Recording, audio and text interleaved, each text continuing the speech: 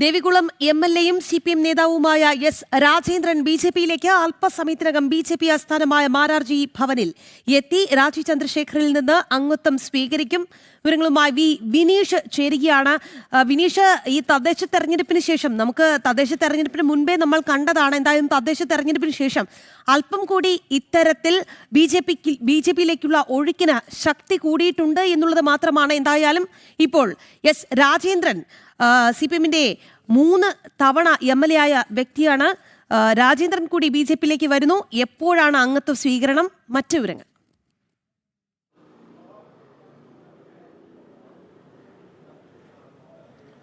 എന്തായിരുന്നാലും CPMനെ സംബന്ധിച്ചിടത്തോളം വലിയ തിരിച്ചടിയാകുന്ന ഒരു കാര്യം തന്നെയാണ് ഇപ്പോൾ പുറത്തു വരുന്ന വാർത്ത. ഏറ്റവും പ്രധാനം എന്ന് നമുക്ക് എടുത്തു പറയാൻ സാധിക്കുന്നത്, പ്രത്യേകിച്ച് ദേവികുളം മണ്ഡലത്തിലെ ട്രേഡ് യൂണിയൻ രംഗത്ത് സജീവമായി തോട്ടം തൊഴിലാളി മേഖലകളിൽ CPMനെ വളർത്തിയെടുക്കാൻ പ്രധാന പങ്കുവഹിച്ച നേതാവ് തന്നെയാണ് എസ് രാജേന്ദ്രൻ MLA, മുൻ MLA എന്ന് നമുക്ക് വിലയിരുത്താൻ സാധിക്കും.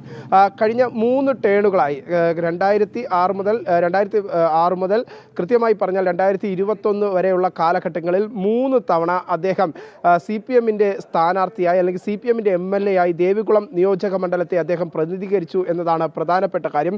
ദേവികുളം മണ്ഡലത്തിൽ വ്യക്തമായ സാന്നിധ്യം തന്നെയാണ്, അല്ലെങ്കിൽ സ്വാധീനം തന്നെയാണ് എസ് രാജേന്ദ്രൻ ഉള്ളത് എന്ന കാര്യത്തിൽ, മുൻ MLA ആയ എസ് രാജേന്ദ്രൻ ഉള്ളത് എന്ന കാര്യത്തിൽ സംശയമില്ല. പ്രത്യേകിച്ച് ഞാൻ നേരത്തെ സൂചിപ്പിച്ചതുപോലെ തോട്ടം മേഖലയിൽ CPMനെ വളർത്തുന്നതിൽ നിർണായക പങ്കു വഹിച്ച നേതാവ് എന്നാണ് എസ് രാജേന്ദ്രനെ നമുക്ക് വിലയിരുത്താൻ സാധിക്കുന്നത്. ഒപ്പം മൂന്നാർ, വട്ടവട, കാന്തല്ലൂർ, അടിമാലി ഉൾപ്പെടെയുള്ള തോട്ടം മേഖലയിലും അദ്ദേഹത്തിൻ്റെ സ്വാധീനം എടുത്തു പറയേണ്ടതാണ്. പ്രത്യേകിച്ച് ഈ തോട്ടം തൊഴിലാളി മേഖലകളിൽ അദ്ദേഹത്തിൻ്റെ സ്വാധീനം വളരെ സജീവമായി തന്നെ പല ഘട്ടങ്ങളിലും കാണാൻ സാധിച്ചു. ആ ട്രേഡ് യൂണിയൻ രംഗത്തെ അല്ലെങ്കിൽ തോട്ടം തൊഴിലാളി മേഖലകളിലെ പ്രവർത്തനം തന്നെയാണ് അദ്ദേഹത്തെ 2016-നും 2021-നും കാലഘട്ടത്തിനിടയിൽ 3 തവണ MLA ആയി, ദേവികുളത്തെ MLA ആയി തിരഞ്ഞെടുക്കാൻ സാഹചര്യമൊരുക്കിയത്.